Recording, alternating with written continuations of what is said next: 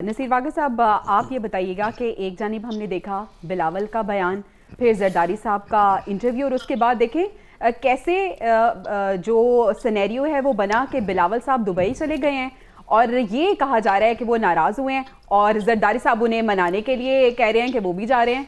देखिए, अगर सब लोग गौर से देखें तो शुरू से ही बिलावल भुट्टो साहब ऐसी बातें करते नज़र आए और उनकी सियासत का रुख जो है वो अपनी वालदा की तरफ ज़्यादा था।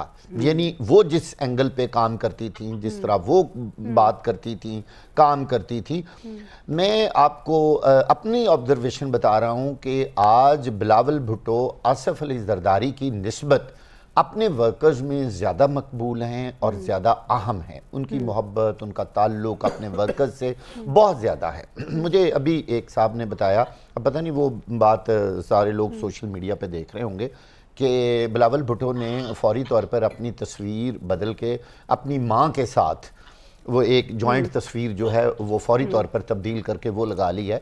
और कुछ लोग कमेंट कर रहे हैं कि मेरे लिए मेरी माँ ही काफ़ी, यानी मैं अपनी माँ के साथ हूँ। तो ये वाली जो इस तरह की चीज़ें नज़र आ रही हैं ना, और उन्होंने वो जो बयान बार बार देते हैं कि जी जो बुज़ुर्ग सियासतदान हैं उनको अब अलग होना चाहिए, इसकी एक वजह तो ये है कि देखिए जब पीटीआई जो है उसकी मकबूलियत में नौजवानों ने बहुत अहम किरदार अदा किया। वाक़ई साहब, मैं इसी जानिब आना चाह रही थी कि क्यों हमारे वो सियासतदान जो कि अरसा दराज से अपनी जगहों पे मौजूद हैं और कुर्सी की दौड़ में अभी तक लगे हुए हैं, क्यों नौजवान नस्ल को आगे नहीं आने दिया जाता।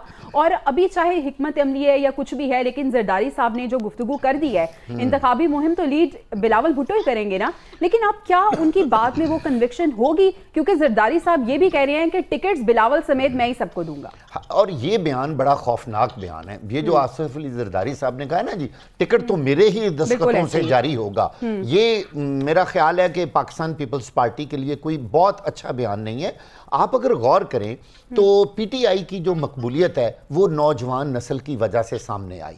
अच्छा, लोग ये भी कहते सुने गए कि मरियम नवाज ने चूंकि यंग जनरेशन को रिप्रेजेंट किया तो ज्यादा वो मकबूल हो गई बनिस्बत नवाज शरीफ के, इसमें कोई शक नहीं है। और पीटीआई ने भी यंग जनरेशन का ही नारा लगाया।